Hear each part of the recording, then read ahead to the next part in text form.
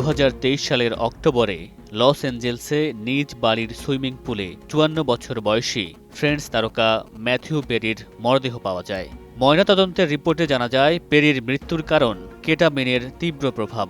পেরির মৃত্যুর প্রায় 2 বছর পর তাকে কেটামিন সরবরাহের অভিযোগে অভিযুক্ত ক্যালিফোর্নিয়ার চিকিৎসক সালভাদোর প্লাসেন্সিয়া দোষ স্বীকারে রাজি হয়েছেন বলে জানিয়েছেন যুক্তরাষ্ট্রের ফেডারেল প্রসিকিউটররা।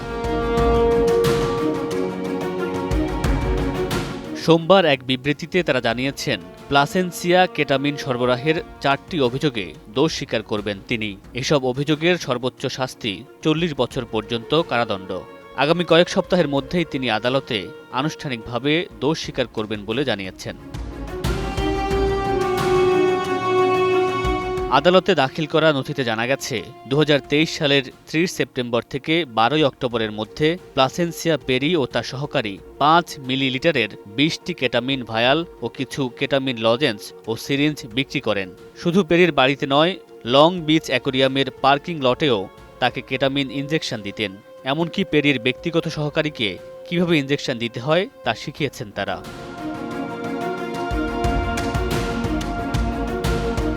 কেটামিন একটি নিয়ন্ত্রিত ঔষধ, যা চিকিৎসকের পরামর্শ ছাড়া কেনা যায় না, কিন্তু অনেকেই এই ঔষধ দিয়ে নেশা করেন। তবে ম্যাথিউ পেরি কী হিসেবে গ্রহণ করতেন তা সে মুহূর্তে বোঝা যায়নি। হতাশা ও আসক্তির সঙ্গে তার দীর্ঘ লড়াইয়ের কথা প্রকাশ্যে এলেও হঠাৎ তার মৃত্যু বিশ্বজুড়ে ভক্তদের স্তব্ধ করে দেয়।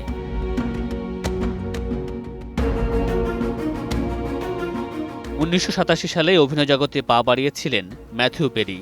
তবে তার অভিনয় জীবনের মাইলফলক ছিল 1994 সালে শুরু হওয়া টেলিভিশন সিটকম সিরিজ ফ্রেন্ডস। বিশ্বব্যাপী সিরিজটি এতটাই জনপ্রিয়তা পায় যে সবার কাছে ম্যাথিউ পেরি পরিচিত হয়ে ওঠেন তার বিখ্যাত চরিত্র চ্যান্ডলার বিং নামে। মামুনুর রশীদ পনেল, সময় সংবাদ।